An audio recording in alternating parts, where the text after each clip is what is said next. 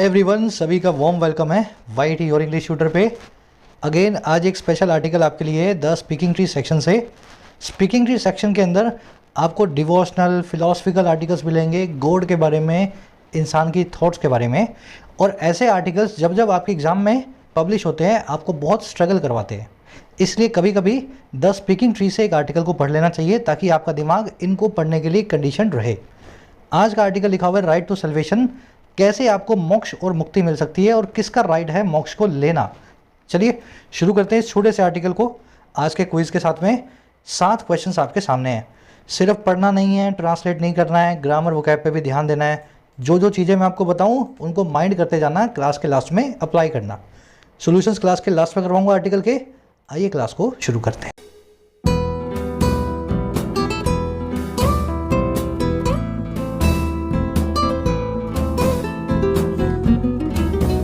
चलिए, although I am on a holiday right now, मैं शायद ऐसी जगह पे हूँ जहाँ इंटरनेट भी नहीं है ठीक से, लेकिन एक एक आर्टिकल को आपके लिए तैयार करके गया हूँ ताकि आपका रीडिंग सेशन एक भी मिस ना हो। तो जितनी कोशिश मैं कर रहा हूँ उतनी आप भी अपनी शिद्दत को, अपनी पढ़ाई को जारी रखेंगे। कह रहा है जी राइट टू सल्वेशन। देखिए, सल्वेशन का मतलब होता है मुक्ति, मोक्ष, निर्वाणा। इसको डिलीवरेंस भी बोलते हैं, रिडम्पशन भी बोलते हैं। और राइट का मतलब होता है हक। कह रहा है जी जो राइट टू सल्वेशन है, जो मुक्ति का हक है, वो किसके पास है ना। इस चीज़ को आपको आर्टिकल में बताया जाएगा। सल्वेशन वर्ड को समझ गए ना, मोक्ष को, निर्वाण को, कैवल्य को, मुक्ति को सल्वेशन बोला जाता है।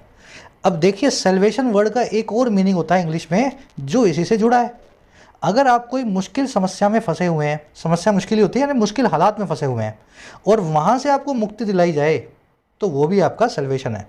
जैसे एक आदमी है जिसकी कंपनी डूब रही है 10,000 रुपयों की वजह से, और कहीं से उसको 10,000 रुपये मिल गए, उसकी दुकान, उसकी कंपनी, उसकी फर्म बच गई, तो वो क्या बोलेगा, इन 10,000 रुपयों से मुझे सल्वेशन मिला है ना, या उसकी कंपनी को सल्वेशन मिला है।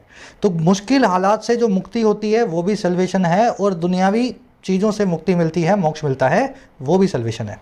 और इस चीज़ को याद रखें, राइट के बाद में हमेशा टू लगाया जाता है, ऑफ का इस्तेमाल नहीं किया जाता। जैसे शिक्षा का अधिकार है तो राइट ऑफ एजुकेशन नहीं, राइट टू एजुकेशन।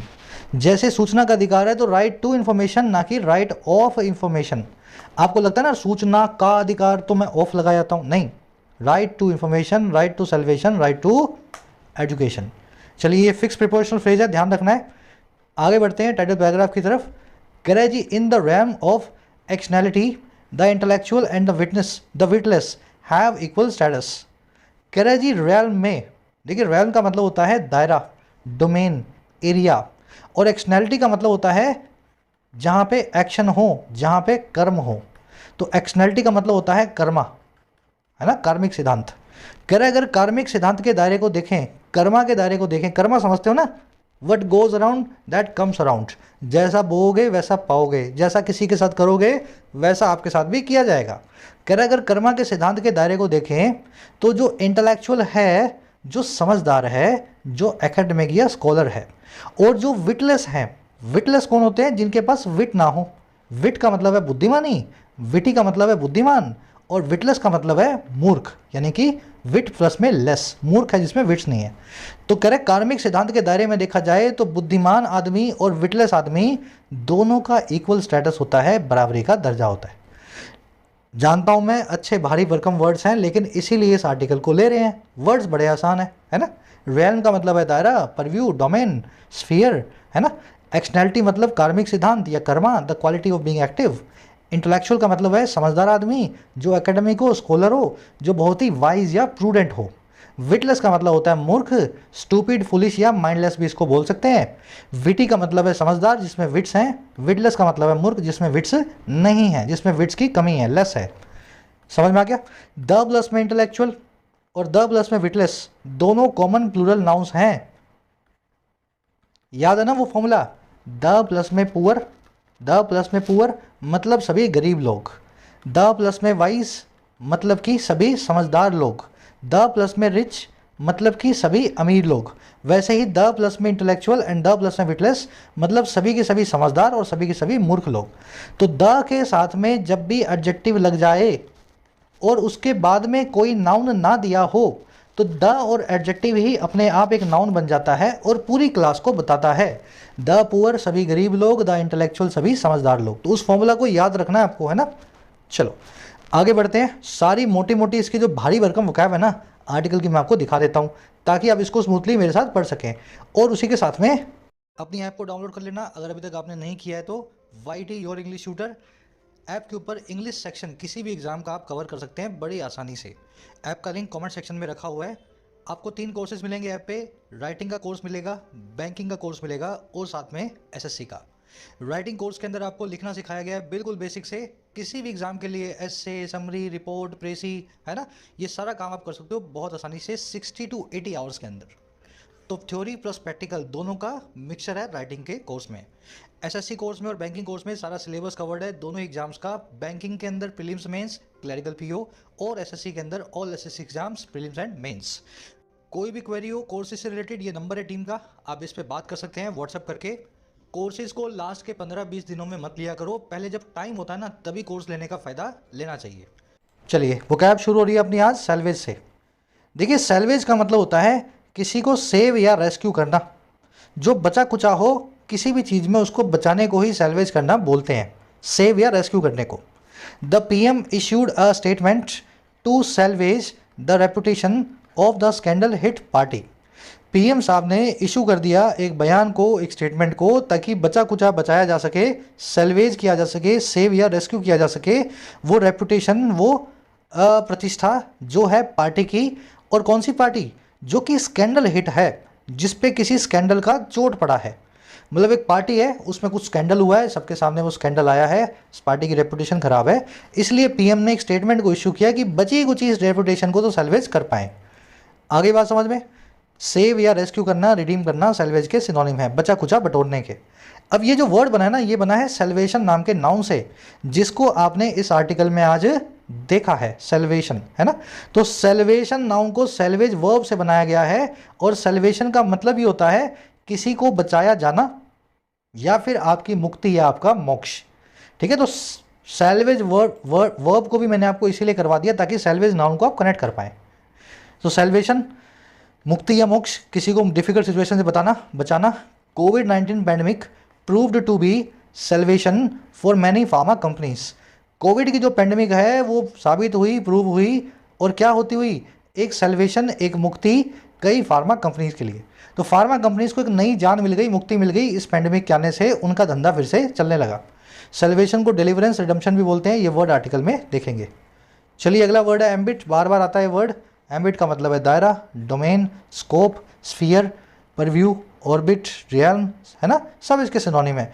आज आप रियल्म नाम का वर्ड आर्टिकल में देख रहे हैं, एम्बिट का synonym. Law making powers on police and agriculture fall under the ambit of the states of India. कानून बनाने की ताकतें हैं जो पुलिस पे और एग्रीकल्चर पे, वो फॉल करती हैं एम्बिट में, दायरे में भारत के राज्यों के, स्टेट्स ऑफ इंडिया के। चलिए अगला वर्ड है बाय डिंट ऑफ। एक प्रीपोजिशनल फ्रेज है, प्रीपोजिशन का काम करता है। डिंट का मतलब होता है हिंदी में दम। आप बोलते हो ना अपने दम पे मैंने काम किया है, अपनी मेहनत के दम पे काम मैंने किया है, तो अंग्रेजी में उसको पता है कैसे बोलते हैं? I have done this by dint of my मेहनत या हार्डवर्क। अगर इस तरीके से समझोगे तो हमेशा याद रहेगा डिंट का मीनिंग और बाय डिंट ऑफ, है ना। तो बाय डिंट ऑफ, इस दम से। अब इस दम से की जो फ्रेज है इसको बाय मीन्स ऑफ भी बोलते हैं, थ्रू द एजेंसी ऑफ भी बोलते हैं और बाय वर्च्यू ऑफ भी बोलते हैं।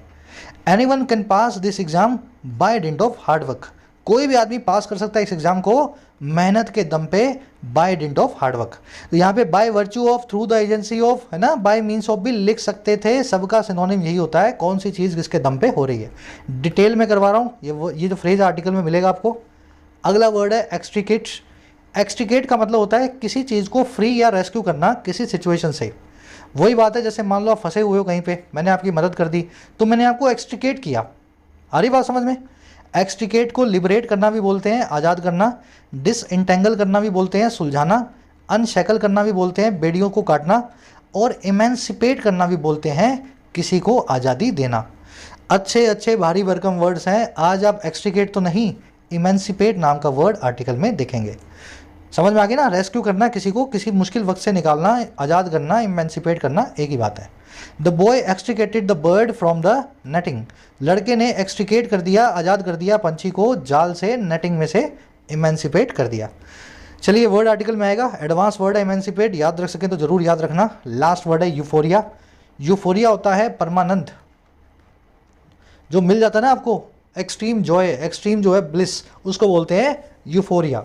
The world cup win brought a tide of euphoria for the fans, जो वर्ल्ड कप की विन है वो लेकर के आई एक तूफान को, एक टाइड को, एक्सट्रीम जॉय के, यूफोरिया के सभी फैंस के लिए। फॉर एग्जाम्पल यहाँ पे आप फुटबॉल वर्ल्ड कप को जोड़ सकते हैं और ये फैंस हो जाएंगे अर्जेंटीना के मेसी के, है ना। तो मेसी के जितने भी फैंस हैं उन सभी के लिए परमानंद लेकर के आई है अर्जेंटीना की वर्ल्ड कप की जीत। अब परमानंद को एक्सटेसी, इलेशन, ब्लिस, एक्सल्टेशन या रैप्चर भी बोलते हैं। आज ब्लिस नाम का वर्ड आर्टिकल में देखेंगे, परमानंद का सिनोनिम। सारे वर्ड्स डिटेल में हो गए हैं, थोड़ा सा टाइम इसलिए लगाता हूं मैं ताकि वर्ड्स का फील आप ले पाएँ।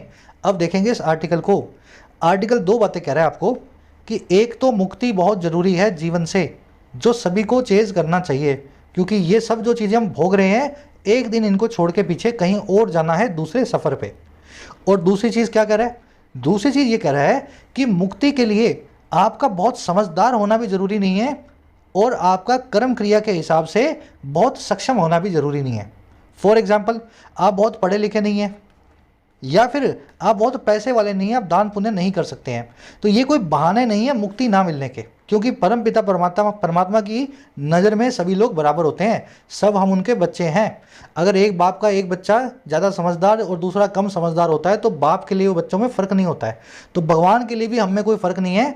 मुक्ति आपको किसी और तरीके से मिलेगी, ना पैसे से मिलेगी, ना रिसोर्सेज से, ना आपके ज्ञान से। बस आज इसकी यही समरी है। फिलोसफिकल टोन है, ऐसे आर्टिकल्स की टोन ऐसी होती है, दार्शनिक वाली। चलिए अब इसको शुरू करते हैं। कह रहे जी इंटेलेक्चुअल्स, देखो कहानी की तरह प्रोसेस करूंगा, बिल्कुल आसान है।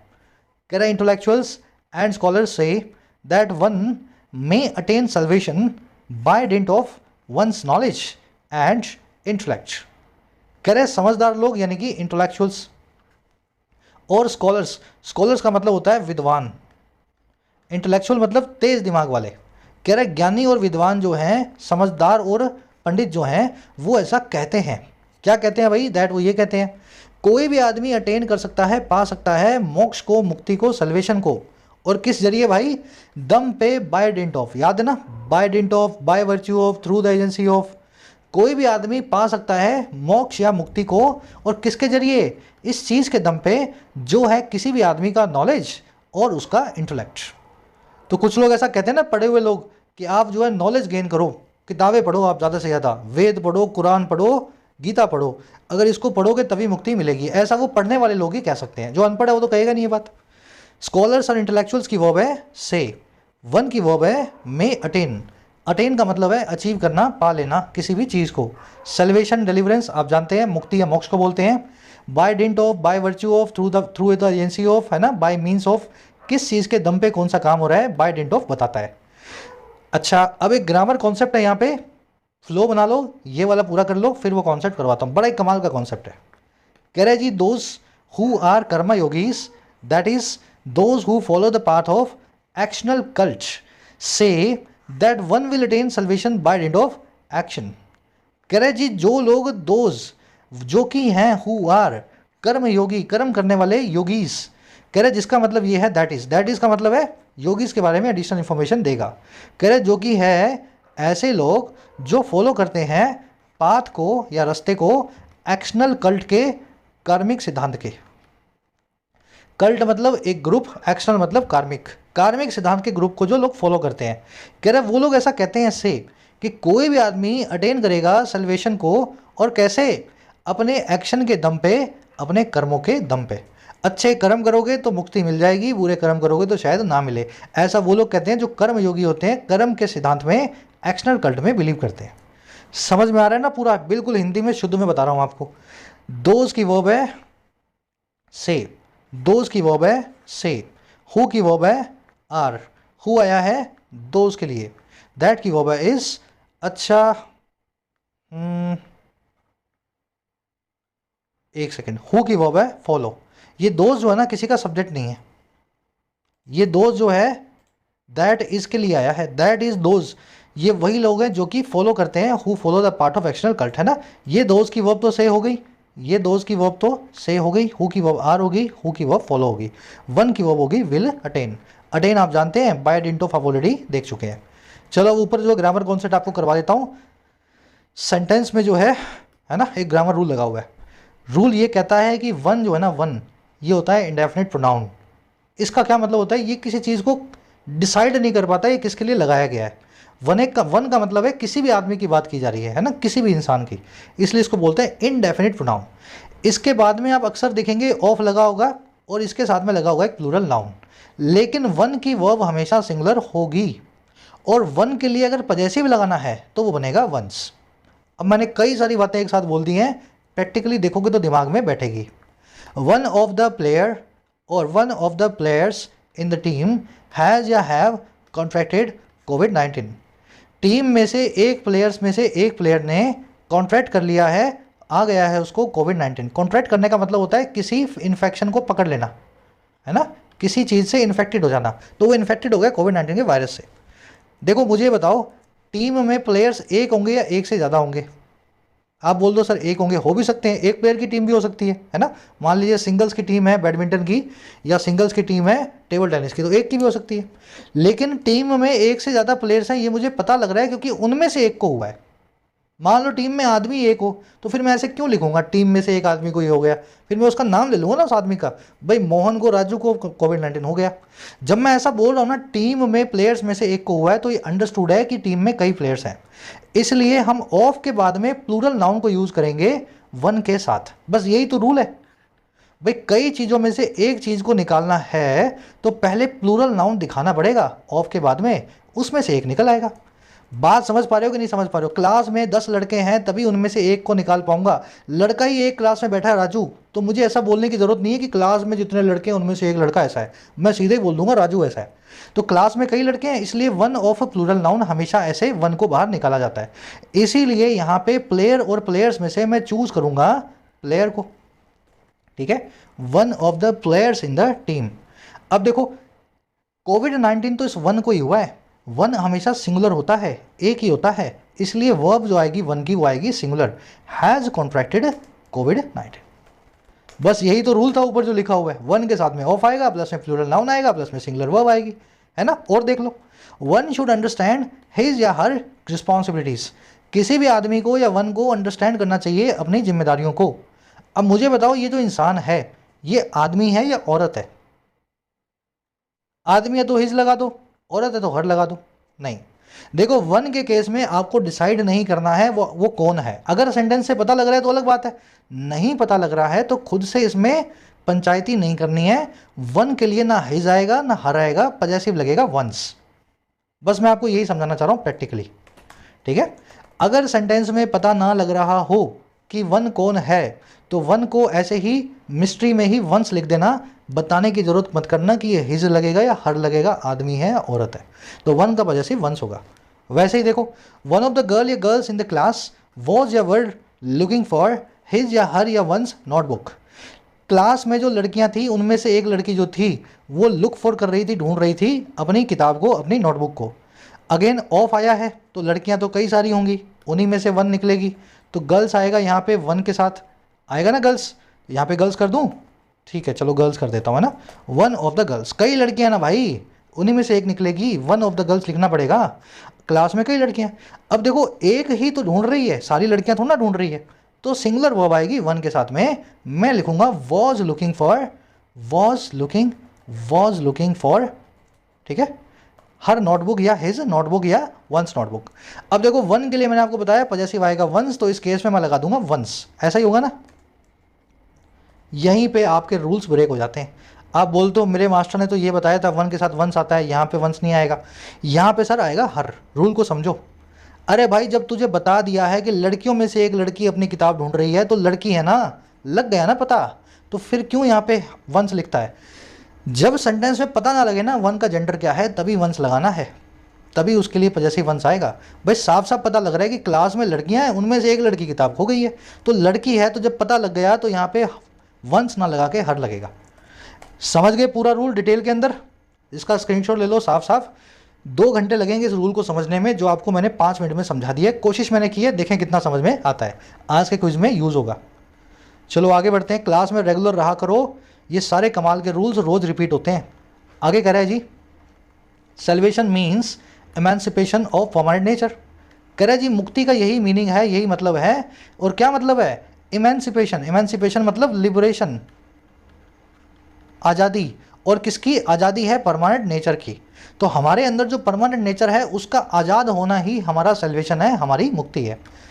सेल्वेशन की वर्ब है मीन्स।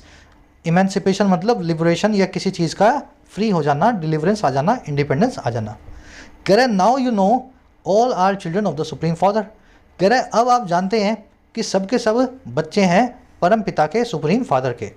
सिंपल सेंटेंस से रिपीट नहीं करूँ ना, यू की वर्ब है नो, ऑल की वर्ब है आर। कह रहे all the children of the same father can not have the same intellectual standard, it is possible. कह रहे जो चिल्ड्रन है, बच्चे हैं एक ही पिता के, सेम फादर के, नहीं रख सकते हैं, कैन नॉट हैव कर सकते हैं बराबरी के बौद्धिक स्टैंडर्ड को, बराबरी के दिमाग को। कह रहा है इट इज़ पॉसिबल, ये बिल्कुल ही पॉसिबल भी है।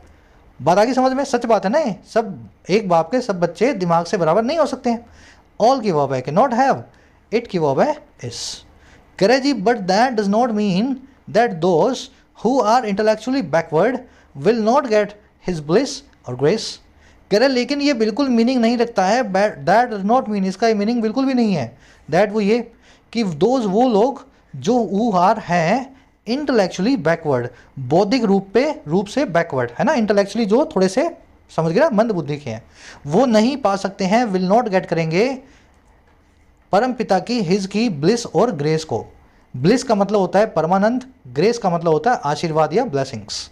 तो इसका मतलब ये बिल्कुल नहीं है कि आप पढ़ नहीं सकते हैं, आप अनपढ़ हैं, कुरान नहीं समझ सकते हैं, गीता नहीं समझ सकते हैं, वेद कुरान नहीं पढ़ सकते हैं, तो आप जो है भगवान को नहीं पा सकते हैं, ऐसा मीनिंग जो बिल्कुल भी नहीं है।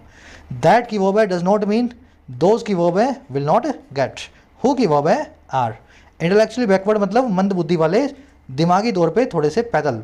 ब्लिस का मतलब होता है एक्सटेसी, यूफोरिया, एग्जॉल्टेशन, आपका परमानंद ही आपका ब्लिस है। ग्रेस का मतलब होता है, आपने कई बार सुना होगा बाय गॉड्स ग्रेस, मतलब भगवान के आशीर्वाद से। तो ग्रेस का मतलब होता है आशीर्वाद या blessings. So this idea is a defective one that one is to attain him by dint of one's intellectual knowledge और इंटेलेक्चुअल स्टेमिना। कह रहा है इसलिए ये आइडिया ही डिफेक्टिव आइडिया है, ये विचार ही अपने आप में गलत है, डिफेक्टिव है। दैट वो ये कि कोई भी आदमी वन वो अटेन करेगा, इज टू अटेन। अब ये स्ट्रक्चर आपको करवाई जा चुकी है, is to am to are to, future को बताती है। कोई भी आदमी विल अटेन करेगा, फ्यूचर में अटेन करेगा भगवान को, हिम को, और किसके दम पे? बाय डिंट ऑफ, इस दम पे अपने खुद के इंटेलेक्चुअल नॉलेज के या अपने इंटेलेक्चुअल स्टेमिना के। तो जब स्टेमिना सबका बराबर ही नहीं है तो बोलो ही मत ये बात कि दिमागी तौर पे सब लोग जो हैं भगवान को पा सकते हैं अपने ज्ञान के दम पे, है ना, ज्ञान सब में है ही नहीं इतना। आइडिया की वर्ब है इज, वन की वर्ब है इज, अटेन का मतलब पा लेना। ये जो हिम लगा है, हिज लगा है, एच बड़ा है, फिलॉसफी की दुनिया में एच बड़ा या ये जो आप जब भी देखते हो ये लगाया जाता है भगवान के लिए। भगवान का जी बड़ा होता है ना गॉड का, तो गॉड के लिए जब हिम लिख रहे हो या हिज लिख रहे हो तो उसका एच बड़ा कर देते हैं, ताकि हम किसी इंसान नहीं बल्कि किसी भगवान की बात कर रहे हैं, है ना। तो ये थोड़ा सा मतलब एक ये ऐसा समझ लो एक छोटा सा कोड वर्ड है ये, है ना, फिलॉसफी की दुनिया में। चलो आगे बढ़ो। कह रहा है a father can not neglect his son who is intellectually backward. कह रहा है एक बाप जो है कभी निगलेक्ट नहीं कर सकता है, कभी दरकिनार या कभी इग्नोर नहीं कर सकता है अपने उस बेटे को जो इंटेलेक्चुअली बैकवर्ड हो, जो मंद बुद्धि का हो। तो जब एक इंसान नहीं कर सकता है बाप होकर के, तो भगवान तो बिल्कुल भी परम पिता किसी भी बच्चे को कभी भी निगलेक्ट नहीं करेगा। फादर की वर्ब है कि नॉट निगलेक्ट, निगलेक्ट का मतलब है इग्नोर या अबैंडन करना, फॉरसेक करना। हु की वर्ब है इस। समझ में आ रहा है ना भाई, ज़्यादा बड़ी बड़ी बातें तो नहीं लग रही। देखो ऐसे आर्टिकल एग्जाम में आते हैं इसलिए ले रहा हूँ मैं, है ना, थोड़ा सा चेंज भी हो जाएगा आपका मूड। चलो अब आ जाओ नेक्स्ट वाले पैराग्राफ पे। कह रहा है जी not just this, till recently there was a defective idea among all the people on the earth that males are blessed beings and females are not. कह रहे यही नहीं, नॉट जस्ट दिस, भाई ऊपर वाली बात तो ठीक है आपने सुनी होगी कि ज्ञानी तो पालेगा भगवान को, अज्ञानी रह जाएगा। कह रहे यही नहीं, हाल तक ही, टिल रिसेंटली, एक डिफेक्टिव आइडिया भी था, एक गलत विचार भी था सारी दुनिया के लोगों में, among all people on the earth, that वो ये कि जो पुरुष होता है, मेल होता है, वो ब्लेसेड बीइंग्स होते हैं। मेल जो है भगवान के द्वारा आशीर्वाद पाए हुए जीव हैं, और फीमेल जो है ना वो नहीं है। ऐसा भी कुछ दक्यानुसी समाज मानते हैं आज भी, है ना। जैसे मैंने ऐसा सुना है, जैनिज्म में आज भी ऐसा माना जाता है कि अगर आपको कैवल्य चाहिए तो आपको पुरुष बनना पड़ेगा।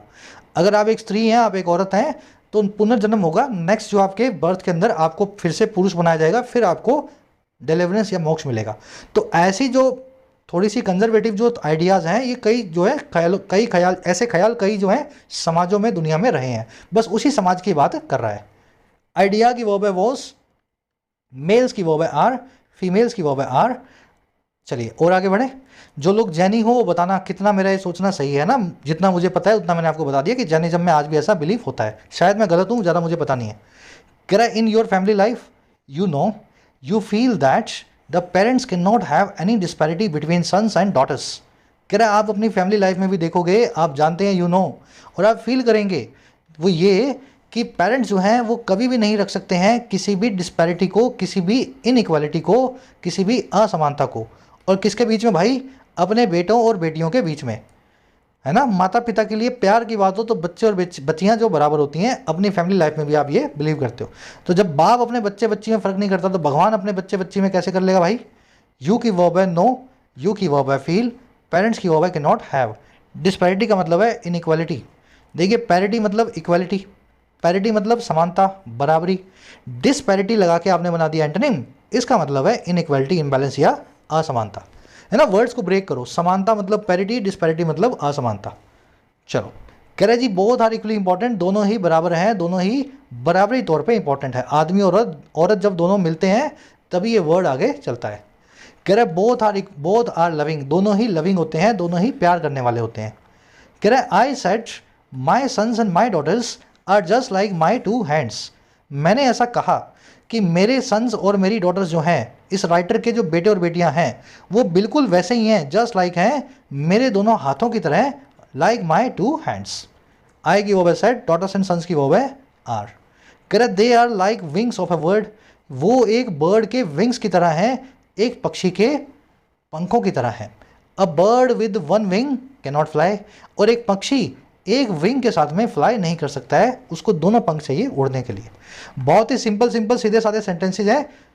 पूरा ध्यान आपको देना है कॉम्प्रिहेंशन के क्वेश्चन जो मैंने रखे हैं उनको सॉल्व करने में, वो थोड़े से मैंने मुश्किल बनाए हैं। चलो अब लास्ट जो है 2 सेंटेंस रह गए हैं, उसमें आपको बताएगा फाइनल कंक्लूजन क्या है। कह रहा है जी all are equally blessed human beings and those ideas that by dint of one's intellect one will get him are defective. कह रहे हम सभी बराबरी तौर पे ब्लेस्ड ह्यूमन बीइंग्स हैं, हम सब के ऊपर भगवान का बराबरी से हाथ है। और कह रहे ऐसे विचार, ऐसे ख्याल के दम पे, बाय डेंट ऑफ, दम पे, किसी भी इंसान के इंटेलेक्ट के, किसी भी इंसान की समझदारी के, कोई भी इंसान गेट करेगा हिम को, यानी कि गॉड को। कह रहे ये विचार ही डिफेक्टिव हैं, ये ख्याल ही जो है खराब हैं। कह रहे as is the idea that one can attain him by dint of external cult. और कह रहे बिल्कुल वैसे ही जैसे कि ये वाला विचार कि कोई भी आदमी अटेन करेगा, पाएगा हिम को, यानी कि गॉड को। और किसके दम पे भाई? बाय डेंट ऑफ, इस दम पे अपने एक्सटर्नल कल्ट के, अपने कार्मिक सिद्धांत के जो है नियम के। तो कह रहे ना तो कार्मिक सिद्धांत के नियम के हिसाब से भगवान मिलेगा, अच्छे कर्मों के हिसाब से, ना आपकी समझदारी और आपकी नॉलेज के हिसाब से। ये दोनों ही विचार गलत हैं। हम सभी बराबरी के तौर पे भगवान से, हम सब बराबरी तौर पे ब्लेस्ड हैं। ऑल की वर्ब है आर, आइडियाज़ की वर्ब है आर, वन की वर्ब है विल गेट, है ना। तो वन के लिए ही वंस लगाया गया है। बताया ना आपको, जब वन का जेंडर डिसाइडेड ना हो तो वन के लिए वंस आएगा, और अगर जेंडर डिसाइड हो रहा हो तो लड़के के लिए हिज, लड़की के लिए हर, है ना। चलिए आइडिया की वर्ब है इज, वन की वर्ब है कैन अटेन। कह रहा है in the realm of externality everyone does not have equal status. कह रहा है अगर एक्सटर्नैलिटी का रियल्म देखें, अगर कार्मिक सिद्धांत का दायरा देखें, हर आदमी के पास इक्वल स्टेटस नहीं है, हर आदमी के पास बराबरी का दर्जा नहीं है। कार्मिक सिद्धांत में जिसके पास पैसा है, जिसके पास संसाधन है, वो अच्छे कर्म कर देगा अपने आप ही, वो खूब दान करेगा, पुण्य कर लेगा, है ना। तो कार्मिक सिद्धांत का दायरा देखोगे तो हर आदमी के पास बराबरी का दर्जा नहीं हो सकता। रियल्म का मतलब है दायरा, डोमेन। एक्सटर्नैलिटी का मतलब है कार्मिक सिद्धांत, यानी कि कर्मा की थ्योरी, है ना, एक्सटर्नैलिटी। अच्छा एवरीवन की वर्ब क्या है जी? एवरीवन की वर्ब है डज नॉट हैव। कह रहा है anyone who is weak physically, mentally or in spiritual vitality to has the birth right to attain salvation। कह रहा है कोई भी आदमी, एनीवन, जो वीक है, जो कमज़ोर है, चाहे फिजिकली हो शारीरिक तौर पे, चाहे मेंटली हो दिमागी तौर पे, चाहे स्पिरिचुअल वाइटलिटी में हो आध्यात्मिक तौर पे, स्पिरिचुअल नॉलेज के या स्पिरिचुअल एनकरेजमेंट के तौर पे, एंथुसियाज्म के तौर पे। वाइटलिटी का मतलब आपके अंदर जो जान है, जो जोश है, जो लाइवलीनेस है, जो एनर्जी है। तो कह रहे कोई भी आदमी शारीरिक मानसिक या आध्यात्मिक तौर पे जो वीक है, वाइटलिटी में कम है, कह रहा है उसके पास भी है टू हैज़ जन्म सिद्ध अधिकार, बर्थ राइट अटेन करने का, सेल्वेशन को पा लेने का, मोक्ष को। एनीवन की वर्ब है हैज़, हु की वर्ब है इज। चलिए छोटा सा आर्टिकल था, बोर तो नहीं हुआ ना। कोशिश करता हूँ नई नई चीज़ों को लाने की, कई एफर्ट्स भी लगते हैं इनमें, इन आर्टिकल्स को ढूंढ करके लाना, फिर इनको रेडी करना। बस आपको हर जंग के लिए तैयार करना मेरा जो है मेरा मोक्ष है, मेरा डिलीवरेंस है ना। तो अच्छा लगे तो ज़रूर से बताया करो, कमेंट सेक्शन में लिखा करो, ताकि इन क्लासेस को मैं कंटिन्यू कर सकूं। आ जाओ जल्दी से अपने क्विज़ पे। एक ग्रामर का कॉन्सेप्ट था जो मैंने बीच में मिस कर दिया, कई बार हो चुका है, आपको 10 सेकंड में समझा देता हूँ। किसी भी सेलेस्टियल बॉडी के आगे, प्लैनेट स्टार के आगे आपको द नहीं लगाना है, लेकिन अर्थ, सन और मून, इन तीनों के आगे आपको द हमेशा लगाना होता है, क्योंकि इनके रियल नाम कुछ और हैं। अर्थ, सन और मून तो हमने प्यार से इनके नाम रखे हुए हैं, धरती माता, सूरज, चंदा मामा, है ना, ये प्यार से रखे हुए नाम है, इसलिए इनके आगे द लग जाता है। लेकिन वीनस, मरकरी, प्लूटो, है ना, ये जो आप जुपिटर वुपिटर बोलते हो ना, ये सारे जो हैं इनके साइंटिफिक नेम है, इन साइंटिफिक नेम्स के आगे कभी भी द नहीं लगाना। Of all the planets the Mercury is closest to sun. सभी प्लैनेट्स में से मरकरी जो है सबसे नज़दीक है सूरज के। कहाँ गलती हुई? मरकरी है भाई, मरकरी साइंटिफिक नाम है इसका, द लगा दिया, गलत है, उठा लो इसको यहाँ से। और कहाँ रखना है? सन, जिसका सही नाम है हीलियोस, जिसका सही नाम है हीलियोस। तो हीलियोस तो रखा नहीं आपने, यहाँ तो सन लिखा हुआ है, प्यार वाला नाम, तो प्यार वाले नाम के आगे द लगा दो। A day on earth is equal to a decade on the Pluto. Earth पे एक दिन जो है एक दशक के बराबर है प्लूटो पे। तो प्लूटो तो भाई कैसा नाम है? साइंटिफिक नेम है, द नहीं आएगा इसके आगे, उठा लो यहाँ से। और अर्थ जो है प्यार वाला नाम है धरती का। इसका असली नाम धरती का पता है ना आपको? धरती का असली नाम है टेरा, जिससे हम वर्ड बनाते हैं टेरेन। टेरेन का मतलब होता है धरती का भूभाग, है ना, टेरा। तो टेरा तो आपने लिखा नहीं है, तो भाई टेरा नहीं लिखा है तो पंगे मत लो, यहाँ पे अर्थ से पहले द को फिट करो। प्यार वाले नाम के आगे द लगाना है, साइंटिफिक नेम के आगे द नहीं लगाना। चलिए ये कॉन्सेप्ट आज के क्विज में आपसे यूज़ करवाया जाएगा, बहुत बार हो चुका है, रिपीट हो गया है आज फिर से। अब आ जाओ अपने क्विज पे। कह रहा है what is author's view with respect to the attainment of salvation. Author का क्या व्यू है, क्या नज़रिया है इस चीज़ से जुड़ा हुआ, रिस्पेक्ट टू सल्वेशन की अटेनमेंट से, मोक्ष की प्राप्ति से। क्या नज़रिया भाई? समझदारी जो है, इंटेलेक्ट जो है, ज़रूरी गुण है मोक्ष पाने के लिए। कार्मिक सिद्धांत जो है वो एक ज़रूरी गुण है मोक्ष पाने के लिए। समझदारी और कर्म दोनों ही मैंडेटरी ज़रूरी चीज़ें हैं मोक्ष पाने के लिए, या दोनों ही चीज़ें, समझदारी और एक्शनैलिटी, वो कंपलसरी हैं मोक्ष पाने के लिए। यहाँ कह रहा है कंपलसरी नहीं है दोनों, और यहाँ कह रहा है दोनों ही कंपलसरी हैं। आर्टिकल पढ़ा है आपने? नींद में अगर आर्टिकल नहीं पढ़ा है तो उसका आंसर यहीं पे निकल जाएगा। कोशिश करो निकालने की, फर्स्ट कमेंट में आंसर डाल रहा हूँ, वहाँ से मैच कर लेना, ठीक है? पहले अपना दम लगाओ। बाय योर डिंट ऑफ आपको पहले सॉल्व करना है, बाय डिंट ऑफ योर जो है नॉलेज, है ना। फिर उसके बाद मैं जो बताऊँगा वहाँ से फर्स्ट कमेंट से चेक कर लेना। सेकंड में आपसे पूछा, देखो बैंक पीओ लेवल का क्वेश्चन है, what does the word emancipation signify in the context of the sentence. इस सेंटेंस के कॉन्टेक्स्ट में जो दिया गया है, इस सेंटेंस के संदर्भ में जो इमेंसिपेशन वर्ड है ना, इसका क्या मीनिंग है? क्या इसका मीनिंग है किसी चीज़ का डिसकंटिन्यूएशन, या किसी चीज़ का रियलाइजेशन, या किसी चीज़ की खोज या डिस्कवरी, या किसी चीज़ की आज़ादी या लिबरेशन? निकाल लो भाई। सेल्वेशन का मीनिंग पूछ रहा हूँ आपसे देसी भाषा में अगर बताऊँ तो, है ना। फर्स्ट कमेंट में आंसर रखा है, जाके चेक कर लेना। थर्ड में आपसे पूछा है the state of eternal Joy and bliss. उस अवस्था को जो है अनंत काल में आने वाले जॉय और ब्लिस की, उस अवस्था को क्या बोलते हैं? तो 3-4 वर्ड हैं, एक वर्ड आप कोई भी बता दोगे, आंसर निकल आएगा। चौथे में सेंटेंस को इम्प्रूव करना है। इम्प्रूव करने की, चलो मैं आपको हिंट दे देता हूँ, इस वन की वजह से एक सेंटेंस में इंप्रूवमेंट आ सकती है, ठीक है। तो देखो कहाँ इंप्रूवमेंट आएगी। 5वें 6वें में 2 एरर्स मिलेंगी। एरर्स आपको मिल सकती हैं एक सन के आसपास, और एक मिल सकती है आपको इस वन की वजह से, आसपास नहीं, इस वन की वजह से, ठीक है। तो देख लो वन और सन में से कहाँ पे आपको एरर्स मिल रही हैं। 2 एरर्स है। साथ में आपसे पूछा है बाय डेंट ऑफ को यूज़ करके दिखाओ भाई, तो यूज़ करना पड़ेगा, यूज़ करोगे सेंटेंस बनाओगे तभी दिमाग में बैठेगा। तो एक प्यारा सा छोटा सेंटेंस बना के लिख दो, 7वां क्वेश्चन आपको मार्क्स मिल जाएंगे। क्वेश्चन के आंसर्स रखे हैं फर्स्ट कमेंट में इसी वीडियो के नीचे, जाके चेक कर लेना। आउट ऑफ 7 कितने मार्क्स मिले जरूर से बताया करो। रोज़ लिखा करोगे, तैयारी करोगे, पढ़ाई करोगे, 1.5-2 महीने की रीडिंग के अंदर इंग्लिश रेडी हो जाती है। अगर मन से जो बच्चा रीड कर रहा है ना मेरे साथ, मुलाकात होगी नेक्स्ट क्लास में। कोर्सेज अवेलेबल हैं ऐप पे, जाके फ़ायदा ले सकते हो। टाइम रहते ही कोर्सेज का फ़ायदा लेना है, ऐसा ना हो लास्ट मोमेंट पे आकर के आप मैसेज करें सर 15 दिन रह गए, 1 महीना रह गया। अभी जब वक्त है पढ़ने का तो पढ़ाई पे पूरा ध्यान दो। कंटेंट सारा अवेलेबल है एप्लीकेशन पे, राइटिंग का, एसएससी का और बैंकिंग का। ऐप को जाओ, कमेंट सेक्शन से डाउनलोड करो, फर्स्ट कमेंट से लिंक रखा है।